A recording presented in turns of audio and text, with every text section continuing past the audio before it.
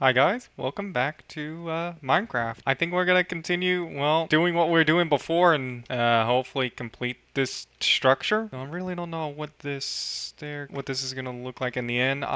We're just gonna do a few more things, I think. So anyway, I don't know. Sometimes it's a little hard for me to come up with the subjects, and then sometimes it feels like a little bit ranty, you know. But overall, I genuinely don't know what we're gonna talk about this time again. So it could be a surprise to you, it could be a surprise to me. Who knows what we're going to end up talking about? Or what the video is even going to be about, because I think I'm going to be more or less focused on building up this entire structure, you know? Just making it, feel like it's a living house in a way. Yeah, I have another idea that I want to try doing. Here's the thing. I'm not the best builder in Minecraft. As we can see, I constantly misplace blocks and all that. As you can clearly tell, I have an idea of what I want this place to look like, but I'm trying to get it into actuality as best as I can, well, as best as my skill will allow, because of the fact that I'm not the best builder in Minecraft history really makes this a little bit more interesting for me. Again, I'm not the best builder in Minecraft history, so I really have to kind of figure this out as I go along, seeing if I like where the blocks kind of ended up being and all that. Maybe I raise this one, maybe not. I don't know. Uh, so this is just more of like testing me in a way, seeing if I can improve as a builder as well as a talker in a way. Um,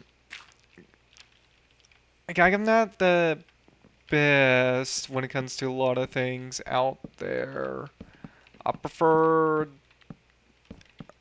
I prefer to do things simply, you know? Like I'm more of a simple builder and think that's what my skill level leans towards. It's just like simple, easy to do things that anyone can replicate. I'm not like the best builder in the world. I don't think I've ever said I I don't think I'll ever say I'm one of the best builders in the world. I'll just say I'm like at building. It's not like I'm terrible. It's just that I'm kind of mediocre when it comes to it. Uh, but I think the overall idea is that I'm going to hopefully improve the more I do this, because this is more like a big arts and crafts type project, right? It's like you got to be a bit artistic in a way in order to pull this off properly. Maybe. We'll definitely see how this looks towards the end of this little building expedition, because we eventually have to go mine a little, right? Like I don't have infinite resources right now. Eventually I gotta go iron more back for some more iron and stuff and mine quite a bit. So expect a mining episode in the near future where we talk about something. Who knows what that something is? Again, these videos aren't scripted. I know it's kind of common for videos to be scripted nowadays, but I don't script my videos. What we talk about is what we talk about. Or rather, what is brought up, I should say, is what ends up happening. If I get ambushed by a creeper, then I get ambushed by a creeper. Well, you can't really script that. So I think that's what's probably going to help me stand out a little bit more in the YouTube landscape in the long run, is that because I'm not scripting anything, I think I'll be able to stand out a little bit more, and hopefully people appreciate that I'm not really focusing on scripts too much. I'm more focused on making making a simple video that you can watch on your own time. I don't know when you're gonna do that watch period, but hey, it it'll happen. It'll happen. Whether or not you get entertainment out of it, I don't know. Whether or not you are interested in this kind of video. Again, I don't know. Maybe you're not. Maybe you wouldn't be. Maybe you didn't know that you were interested in this type of video. Who knows? Who knows? Where it's just simply a guy builds and talks. Who knows what you'll be interested in the end? Oh, I kind of like that. Yeah, it looks kind of nice. But yeah, we'll see as this series progresses, as we get more and more used to this series and see what we come up with. Um, yeah, this is where my building skills really start to struggle, isn't it? It's like I am not the best. I am not the best at this. I'm really not. Look, we can. What can we talk about while we tear down this entire wall and have to rebuild it? Though we are slightly moved in here now, which is kind of funny that I decided to move into a building that is clearly not complete, but it's functional enough to where we can actually use it. It has got no roof. It's got really nothing going on. It's just basically a giant box right now, and we're currently living in it. Just living in the middle of the, well, basically the middle of nowhere right now. And it's just a big old blocky building that we currently live in all by ourselves. And we just talk to ourselves. That's all we do. We just talk to each other. We talk about random things, random topics. And there's a door right there that just leads to nowhere. Like, imagine if someone tried to animate that. That would be kind of interesting to see. If someone ends up animating that, just tries to figure out how the hell do you do this? How do you make this nonsense work where some guy just talks to themselves for several minutes on end and makes a house? Like, I don't know how you're gonna do that for an animated thing, but I can definitely see it kind of working out in some regard, I guess. Again, these videos are not meant to be super long. Like, these are not hour-long videos, and they happen day to day. So, um, the overall design of the house just slowly gets updated in a way where it's like slowly things are gonna change a little. Because I changed my mind on something midway through the build, and I decided to just try something else instead. I'm gonna see how that looks. Yeah, because I think that happens a lot with a lot of people out there, huh? It's like they try something at first, end up not liking it, and then going, let me try this, and then end up liking that new way to build it. And so they move on to that way of building, and then they start building it from there. And I think that's how you get some of the most elaborate creations out there. Because I know that happens constantly with everyone. It's like they're doing something, and then midway through, they change their mind. They change their mind to wanting to do something completely different. Why that happens? Well, because we're human, and that happens constantly, where we just constantly changes our mind. We constantly go, maybe I shouldn't do this. Maybe I should do this. Maybe I shouldn't make pot roast this way. Maybe I should make it this way. Add a new ingredient to it. Uh, Give it a different try, you know? Just something new, something different every single time. Because that's what happens, right? We try something new all the time, whether we know it or not. We always do something that's maybe not to our liking. Maybe we don't necessarily like this new thing, so we go back to what's old, or maybe we do like this new thing and we decide to continue doing it. Who knows what we're gonna end up really doing in the very end, and what our actual goal of doing whatever is what we're doing. Like this building project, I don't know what the exact outcome of this building is going to be. Well, I don't know what the building's going to look like in the end, but once it's done, and we continue with the rest of the game, right? we continue on to the end and fight the Ender Dragon, or well, we're also going to go to the Nether and all that. We're just going to slowly but surely progress through Minecraft and chat. Eventually, we will get to the point where we're at the end, so that is something to look out for. It it is the end state of Minecraft.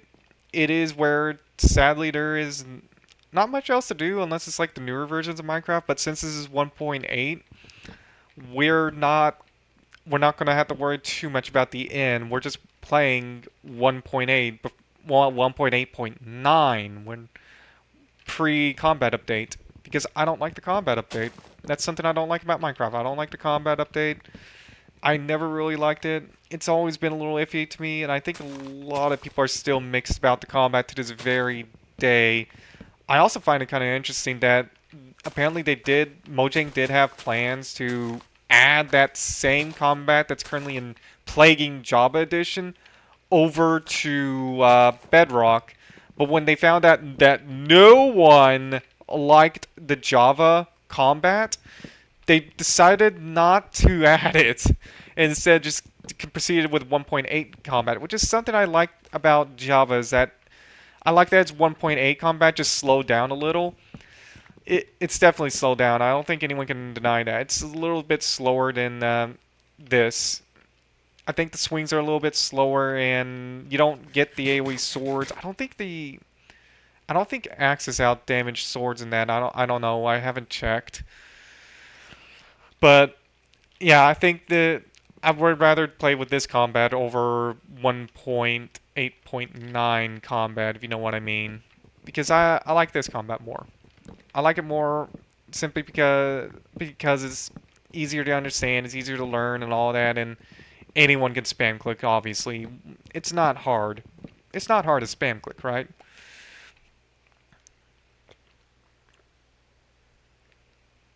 It's really easy to spam click, so everyone can be able to do it. So therefore, it should be boring, but it's not boring to me.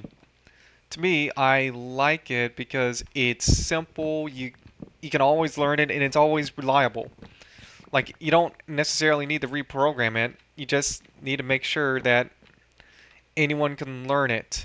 You know, you don't have to make it. You don't have to always do Dark Souls combat in every single game. Like that gets tiring, right?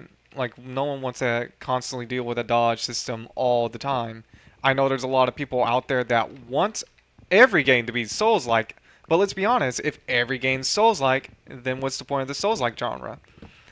It, because if the Souls-like genre if every game becomes a Souls-like, then there's no point in playing a Souls-like game, because every game's already a Souls-like. So if every game's a Souls-like, then I think everyone should basically lose interest in it because, well, every game is a Souls-like. So if every game is a Souls-like, then there is no such thing as having variety in gameplay. There's a reason why we have genres to this very day. We have genres because we need them. We need the variety in our games. We need everything to be a variety in a way. That's why we have, even in television, we even have genres there: sci-fi, horror, comedy, all that. We have so many different genres out there that I think a lot of people need to understand why it's kind of important to choose your genre and why it might not be the best to always choose the most niche genre. Because choosing a niche genre is great until you find out that there's a reason why it's niche. It's because not a lot of people focus into it, so it ends up being a, guess what, niche that not a lot of people buy into. It's one of the main reasons why I think, in my opinion, I don't think extraction shooters are going to take off as many YouTubers say they do. It's one of the main reasons why I constantly say this. I don't think I don't think extraction shooters are as big as YouTubers want to say they are. I think they're actually kind of small, and that it's only like a small group in the actual niche that actually are saying this. When in actuality, the vast majority of people just want to play a fucking video game. You know, And I think Marathon's also proving that very quickly that not everyone wants to play an extraction shooter. Everyone wants to play a video game, a game that's like fun and enjoyable, and you don't, lose progress whenever you simply die.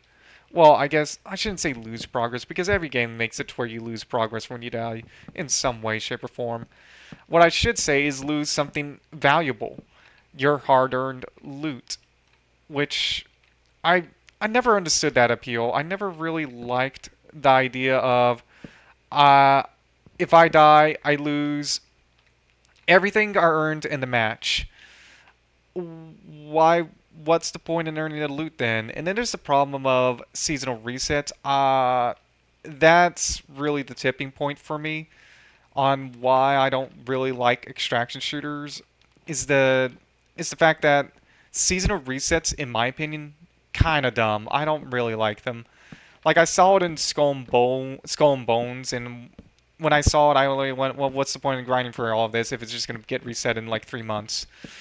And then that's when I stopped playing. That's literally when I stopped playing. I stopped playing Skull and Bones because I saw something that literally just resets after just a few months after just a few months. So I literally went, "That's dumb. I'm not playing this. If you're gonna reset my progress every few months, why should I play this game?"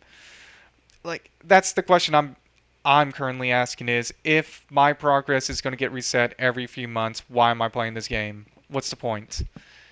What's the point? That's just going to add more frustration. That's just going to add a lot of annoyance to it. Why continue doing this little dumb progression thing that resets every so often? I don't like that. I really don't like that. I really wish people would learn that maybe resetting progress is not a good idea. And maybe there's a reason why sometimes it is just better not to reset your progress. Like, I'm okay with some games having a hardcore setting. Hardcore settings are cool. But I don't like it when the reset feels forced. Like, after a certain amount of time, you will lose everything. Imagine you worked on a hardcore character in, say, World of Warcraft, right? That game takes months to grind, right? It literally takes months. And then one day, Blizzard goes, "Okay, now we're going to reset all your progress. Back to level 1 you go." Oh, no, not just reset your progress. They're going to basically delete your character. You got to start back from level 1. It would suck, wouldn't it? Yeah, and it's not any fault of your own. It's because the company decided now is the time to reset everyone's progress. I think it would kind of suck, you know? I don't think anyone wants to do that. Wants to go through all those months of grinding ever again. And guess what? It's kind of similar with the extraction shooter. Extraction shooters, are crappy because they reset your progress after a small amount of time. A very small amount of time, actually. Just a few months. Remember that. It just takes a couple months for an extraction shooter to reset everything that you've done in just a couple months because it's all server side. Nothing's really saved for sure, and they can just reset the server whenever the hell they want. It's kind of like getting into an early access game. Like, expect bugs and glitches and all that, but also expect that there may be potential that you lose progress. Because the developers decided to do a complete reset of the entire game. Like I currently, as we know, I currently like the game Winrose. I wouldn't be surprised if the developers, once they release a big update, they're probably going to end up resetting everyone's progress. I am not in favor of that. I hope they don't do that, but I wouldn't be surprised by it. Because again, it's an early access game. Maybe they're making something new, maybe some sort of new progression system or something like that hopefully people really, really like. But there's also the problem of, well, it's early access and they're probably messing around with servers and all of that. I also wouldn't be surprised if some weapons get changed and all to something completely different, seeing as, well, again, they're currently messing around with their weapon sandbox, trying to make it better and all that, seeing what they can do, making small improvements here or there, see what works, what doesn't. I think that's the main thing that a lot of people like about early access games is that they can see some of the development process in a way. Like they can see how a game can go from one side of the aisle to another. And I think we kind of saw that with a Hello Neighbor in a way, where it went from a very unique concept with this ever learning AI to uh honestly, I don't even know what happened to that game. That game literally went completely out of left field there, where the AI no longer learns from from its mistakes, and it says like it'll just it just places traps because it's like a very simple, easy to make AI that kind of exists. I don't. I, I really don't know much about Hello Neighbor. What can I? Oh, fuck! I just fell off again. But I really don't know that much about Hello Neighbor. I never really played the games. I was kind of interested in them because it seemed interesting to fight an AI that kind of gets smarter the more you play. Like, I like the idea of it. I don't know if they ever landed the execution, though. And I think that's going to be the main problem there is like, did they ever, if you can ever land such a concept? Because it should work. It's like a very unique AI, but we're getting close. But there's also that problem where you get close to the AI being maybe too smart, if you know what I'm saying. It's like a little too smart, where it's like, oh, I'm alive. I can outsmart the player in a way, and maybe I can start setting up some real traps type thing. I don't know if we'll ever have a game where the AI truly learns from the player. I know there's a lot of people that claims that they have an AI that learns as the player plays the game. But I don't know if it. I don't know if it truly does because sometimes people need to expect like little cheeses. Because if I remember correctly, with Hello Neighbor specifically, one of the things that people found out about the game with the AI is that if you simply just close the game and then relaunch it, the AI just completely resets. It loses all the information it has gathered from the last couple playthroughs, and now you can try and exploit it again. And that's something that's kind of that's kind of funny in the early days of Hello Neighbors, I should say. Oh crap. Is that it was smart enough to figure out what the player's next moves are, but it wasn't smart enough to keep a lot of the data when the game closes, which I guess kind of makes sense. Because if it kept all the data, then I guess people's hard drives would overload at some point. It would people's hard drive, I think, would definitely overload at some point. Don't know when, but they'll definitely probably overload because there's gonna be a lot of fucking information getting passed into that hard drive because of how many times people like to play video games. If you know, because and how some people like to play games for hundreds and hundreds of hours. I wish I was joking on that part. Uh, which I'm okay with people playing a game for hundreds and hundreds of hours, but sometimes it does get a little stale. Don't get me wrong, I do it too. I do play some games for hundreds and hundreds of hours, but it does get stale after a while, especially since it's always good though. Sometimes make sure you play something different every once in a while. It's part of the reason why I want to somewhat make this channel a bit more of a broad gaming channel rather than a Minecraft centric channel. Minecraft's great and all, but remember what I said when I first started the series is that I don't play much Minecraft nowadays. So that could create an issue for me later on. Especially modern Minecraft. I don't play much modern. I prefer to go back to like a modded version of Minecraft or the old school versions of Minecraft. Uh, so I don't know how long this series will keep up if I don't, have something new to do every once in a while. We'll see.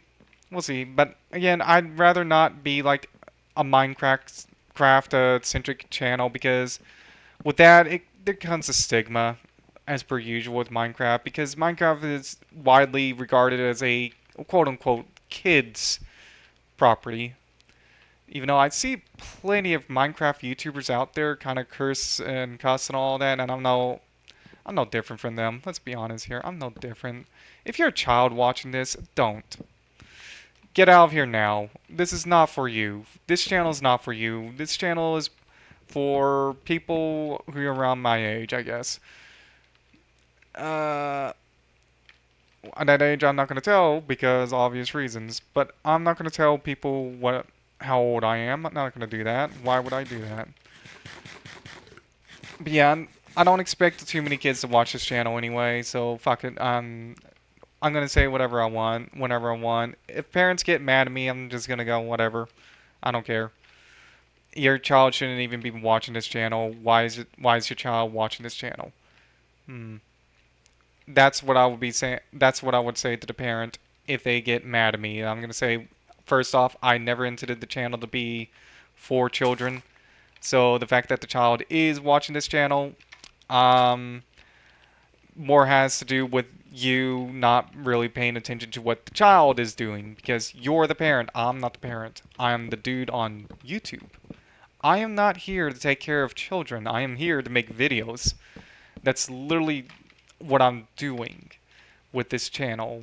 What every YouTuber does, right? Every YouTuber makes videos, right? Why should the YouTuber be the one to take care of the child when it's not their child in the first place? It's the parents, right? It's the whoever little Timmy's parents are. That that's who should be taking care of the child, right? It shouldn't be the government. It shouldn't be the YouTuber. It should be the parent that takes care of the child, which means the parent kind of has to pay attention to what the child is doing. Maybe they're watching content that their parents don't approve of because, well, sometimes a child is not ready for a specific type of content. So, what do? We make sure they don't view that content. I think that's something that a lot of parents need to understand and accept that they actually do have a responsibility to the child overall, and it's not anyone else's responsibility. It is their responsibility.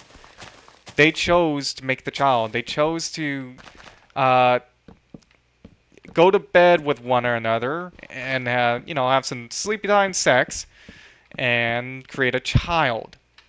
That is their choice. That is not my choice. I didn't choose to make the child. I did not choose to have the child. I did not choose the child to come to my channel. That is not my choice. Okay? But the child is here anyway. So what? So the bigger question should be, how did the child get access to my channel? Well, maybe we should look into what the parents have been doing instead of what the channel is about. Because I don't know why so many parents get mad at YouTubers for simply cussing in their videos when they should be mad at themselves for letting the child, uh, you know, near near these type of channels. Because it should be kind of obvious that some channels are just not made for children. Straight up, like some channels are not made for children, or are not even meant for children. They were meant for a more adult audience who understands these things a little bit better.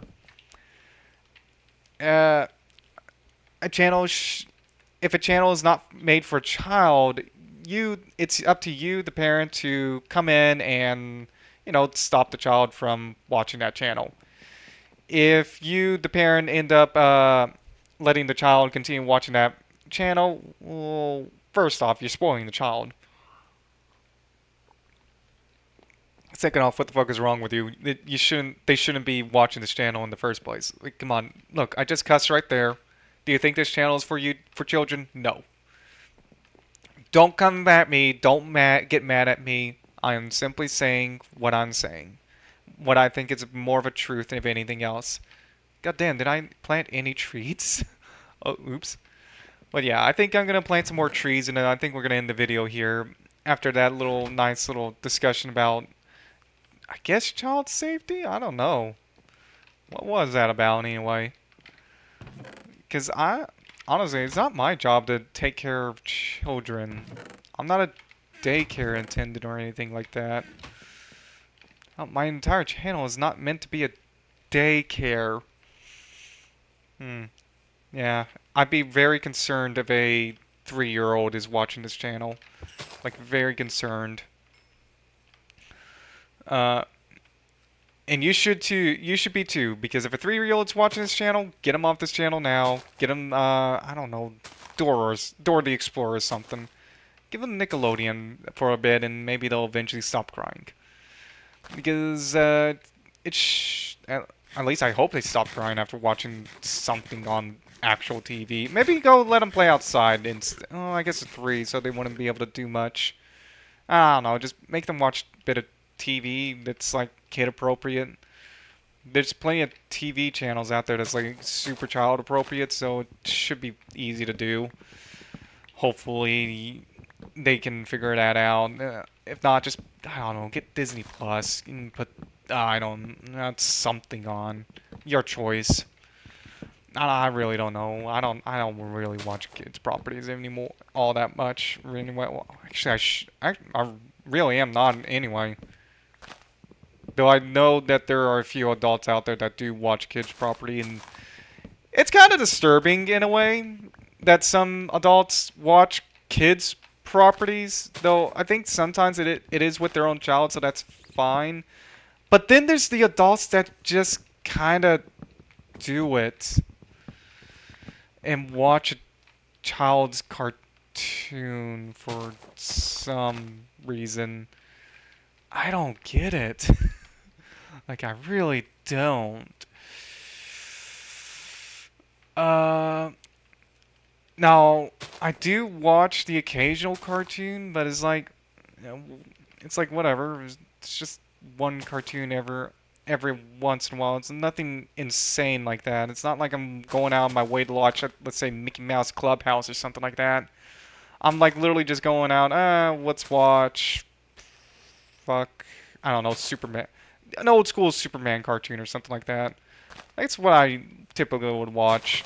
Is like something maybe from my childhood that I really liked, or you know, something that I would probably enjoy. Like I do like to watch animated stuff every once in a while, but I don't know. Sometimes animations I don't like. Like there's some really bad animations out there. I just gotta say it right now. Some of them look terrible, and there's like this certain art style that I really don't like in animations. I don't know what the best way to describe it. It's like this modern Disney 3D animated art style that if you see it once, you've seen it everywhere. I don't know how you describe it. It's very tough because if you know what I mean, you probably already saw what I'm talking about. Where it's like this, it's this weird kind of googly eye thing, but it's not. It looks kind of bad. And then there's the hyper realistic looking ones. It's like, okay, if you're making animation hyper realistic, why not make it live action at that point, you know? Because if it's live action, you're gonna get a larger viewer base for sure. Like, come on. Because you know, animation's typically treated like it's for children, even though I've actually seen some animated stuff that, oh boy, it's definitely not for children. I'm just gonna say that right now, definitely not for children, because we're talking about like blood, guts, and gore, and that's like the kind of thing I'm talking about. It's definitely not made for children, but sometimes a child watches it.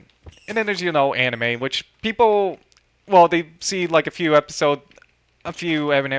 anime episodes or something like that and go, oh, okay, this is clearly for children. Like, look at this little girl, she's hyper and everything. It's like, that's just how Japanese like to animate their girls. They like to make them hyper. Trust me, once you've seen other animes, like say, Full Metal Alchemist, yeah, you'll very quickly find out it's not made for children. In the slightest. Especially Full Metal Alchemist. I better not see a child watching that. I'm just going to say that right now. That shit dark. That shit actually gets dark real quick.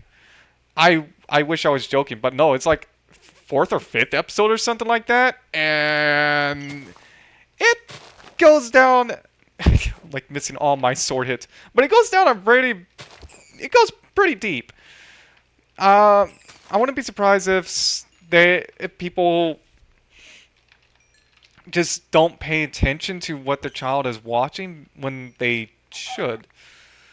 There's a reason why some people end up watching a lot of horror stuff because their parents weren't exactly paying attention, and then they found a horror thing, and then suddenly they start loving horror, and parent is like, oh, well, shit.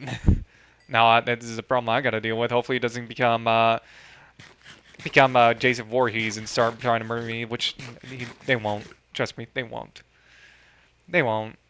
I've seen enough horror, and look, I'm not going out and wearing a hockey mask trying to kill people with a fucking chainsaw. Okay? Look, do you really see me doing that? I'm really not the toughest guy out there. Like, if you saw me, you would probably think I was like a wimp, because I kinda am.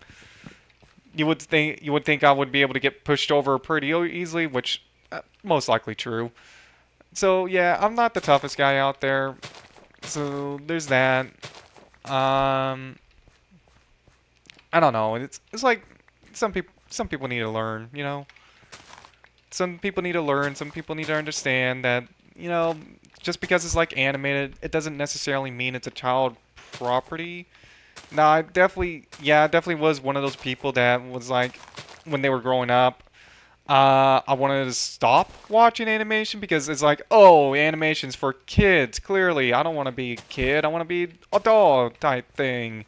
Who wants to be a kid forever? And it's like, and sometimes it's just best to keep watching some things that, you know, maybe you should, uh, maybe you should, maybe that you'll enjoy in the end. Like, Avatar: The Last Airbender, there's a lot of adults out there, even myself included, that do enjoy the show because even though it's like a kid's cartoon, quote unquote, because it is very kiddie. The main character is, after all, like a child. He's like a childish.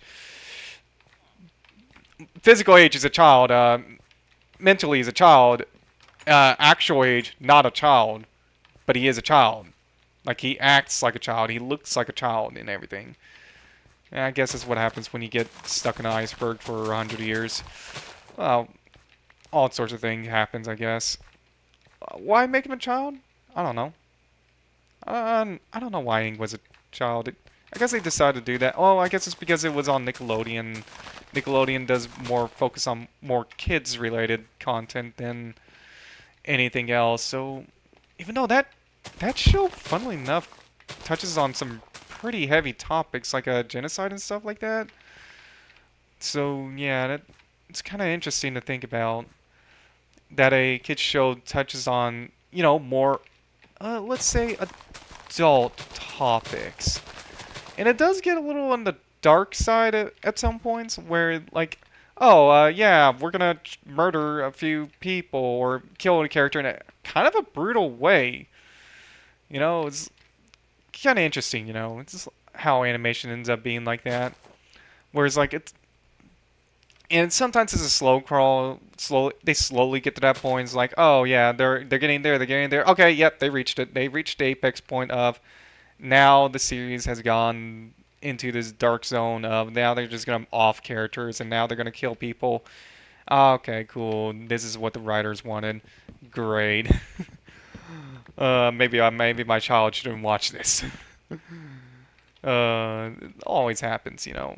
Like, you can see it. You can sometimes see it with what is supposedly kids' cartoons. Is like, okay, yeah, the animators are slowly getting to the point where it's getting darker, darker. Okay, it's getting a little darker, and nope, child should not be watching that. Yep, getting a little out there, and yeah, it's gone on to the deep end. There it goes. Ah, potato. Save the Irish, you know. But yeah, anyway, I think it's time to end the video here. I hope you guys enjoyed this little talking session. Uh, tell me what what you thought of the video in the comments below, and see you in the next one now. Bye, guys.